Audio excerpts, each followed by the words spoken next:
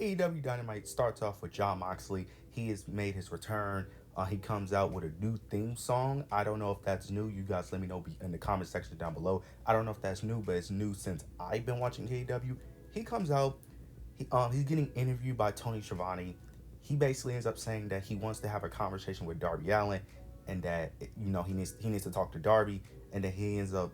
I don't know. It was weird because Jon Moxley throughout this entire show was very weird. He was about to leave the ring afterwards, but then he ends up going to Tony Schiavone, ends up telling him it's not his company anymore. So I don't know where this story is going. I'm interested mainly because ever since I started watching AEW, Jon Moxley hasn't really done it for me. Like, he's not bad by any means, but he hasn't really done it for me personally in the way that most people talk about him. So I'm very, because I didn't get to watch much of him in WWE, and I haven't gone back and watched him either.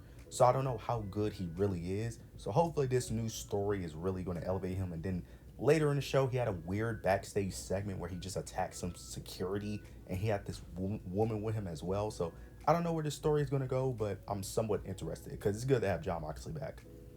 Then next, we end up getting Hangman versus Ishii. Hangman, of course, picks up the victory.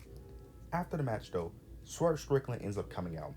He ends up mentioning Hangman at All In, mentioning how he interfered in his match, and he ends up saying that he feels sorry for Hangman because Hangman more and more is becoming more and more like a child with every little tantrum he's throwing, but he's getting further away from success while Swerve himself is getting closer. Then Hangman gets frustrated. He starts yelling. He ends up saying that you're not a champion anymore. He mentioned him breaking into his house, and that he ends up saying that you wrestled me 3 times but couldn't get the job done. He mentioned each match it was always some type of interference, and then the third match that he couldn't put him away in the 30 minutes. And he ends up saying that you're not as good as you think you are. Then Swerve ends up agreeing to basically at All Out that they're going to have a steel cage match, which I am very excited for because that match should be an absolute banger. I'm assuming Swerve Strickland is going to win that match. I think it only makes sense for Swerve to win that match. I don't think there's no reason for Hangman to finally get his victory over Swerve, in my opinion. But I could be wrong. Then Swerve starts asking what type of man Hangman Page will be at All Out. He ends up mentioning how he's always focused on Swerve, and that's why he can't get the job done. He can't win matches because he's always focused on Swerve. Mentions how he lost the gauntlet match, mentioned how he lost to Owen, then he mentioned blood and guts.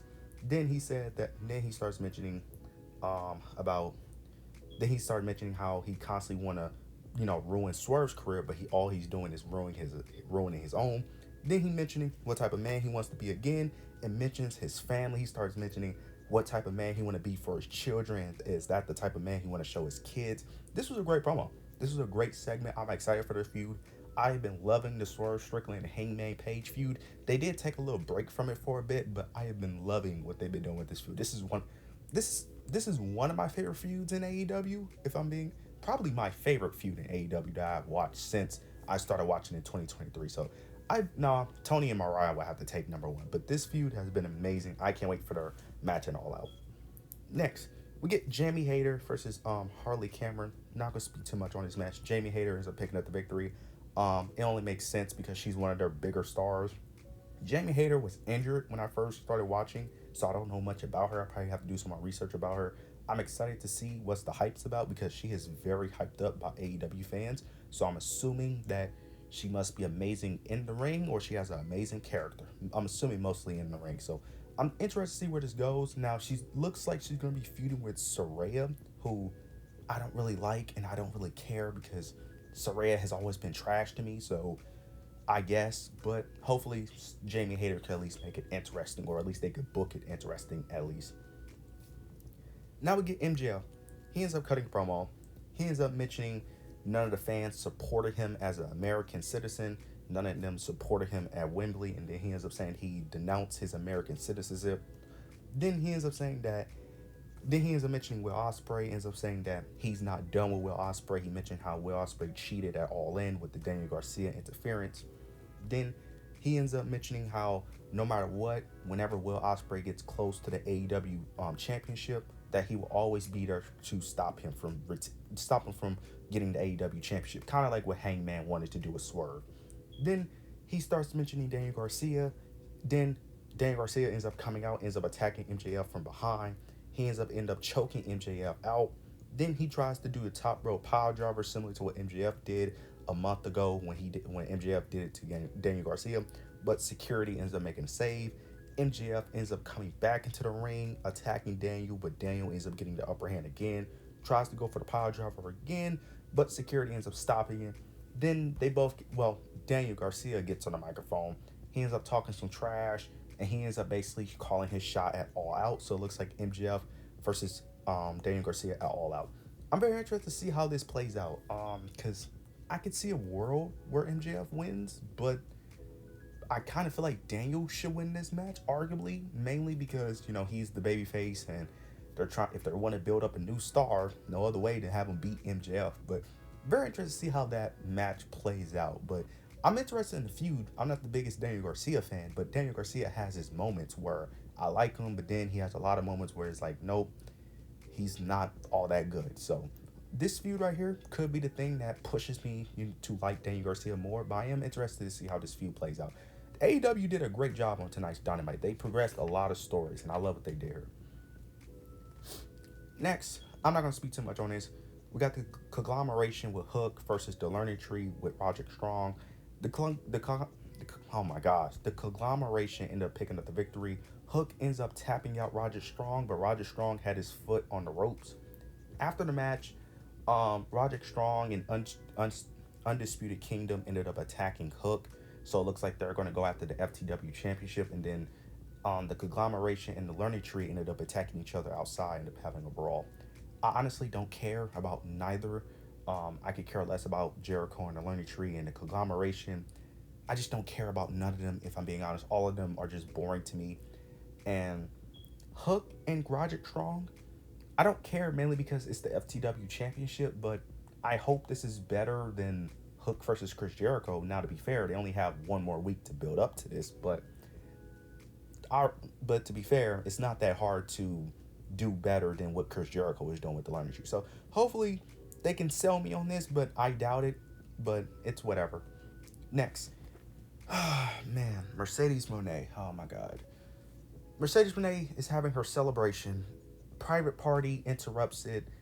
One of the private party members, I think his name is Zay, if I'm not mistaken, tries to hit on Mercedes, but it doesn't work. Then Okada comes in. Mercedes basically cussed them both out in Japanese, and then they end up doing that cringe dance. Man, I swear I try not to criticize Mercedes the way I do, but man, it is harder and harder and harder to not criticize her, because man, she is getting cringier and more cringe every time she appears. And I want to like Mercedes because people hype her, well, not as of recently, but when she first joined AEW, people hyped her up a lot. And I went back and watched old Mercedes Moné, and I didn't really understand the hype outside of the in-ring work, but man, it is tough watching her at times on TV. It is very tough, but we'll see what's next for Mercedes, but man, that celebration was just terrible. Next, we get a quick Mariah May segment. She comes out in a robe. She ends up talking trash about the crowd and stuff, getting typical, cheap heel heat. Then she ends up mentioning how she's going to reveal what's underneath her robe. Now, they try to play it up. They played it up, of course, like she was like, I want to say naked, but they played it up like, of course, she was going to reveal something like crazy, which we all knew she wasn't. She ends up revealing, ended up being some lingerie. Then she ends up wrapping it up very quickly, said that's all the crowd deserves. Nothing too major here, but had to highlight it at least. I can't wait to see what Mariah May has to do with her. I wonder what's next for Mariah May title reign, because I'm very interested in her character. I love her gimmick. Interested to see how they play up the Toni Storm's story as well, how they would continue that, because I highly doubt that's the end of their story. Yeah, I'm interested to see what's next for Mariah May, because Mariah May is becoming one of my favorite women's wrestlers of all time with the way she's presented. So I'm very interested to see what's next for her. Next, we end up getting Ricochet versus Kyle Fletcher. Ricochet ends up getting the good victory. This was a good match, just to showcase Ricochet in his debut, nothing more. After the match, though, Will Ospreay ends up coming out. He was about to get on a microphone, but then out of nowhere, Pac ends up hitting a Hurricanrana on Will Ospreay to send a message to him that he's basically coming for that Intercontinental Championship. Now, Pac was already a number one contender for the Intercontinental Championship, but this is just the spice of the feud. Um, I'm interested in the match. I think the match is going to be a banger. Pac is an amazing in-ring performer. So is Will Ospreay. Will Ospreay is going to win, obviously, but I mean the match should be a banger no less. And plus, this will build up that real intensity feud. And plus, I think you could do multiple matches with this. I don't think you need to do just a one-off. I think you probably could pull another match in this as well to, increase to make the feud more intense, in my opinion. But I can't wait for the match though. Now, for the main event, we get Bryan Danson. He comes out. He ends up basically, playing it off like he's about to retire, or he's about to, retire very soon. But he ends up saying that he will fight. He will be a full-time performer until he loses the AEW Championship. And then he ends up basically calling out anyone who wants a shot at the AEW Championship at All Out. Jack Perry pops up on the Titantron. Then Jack Perry ends up attacking Bryan Danielson. Then it ends with Jack Perry holding the TNT Championship and the AEW Championship, raising them both in the air. I don't know how to feel about this because on one hand, I like it. On the other hand, I don't like it. I don't really like this mainly because this is clearly just a filler for you. And we all know Jack Perry is not winning this.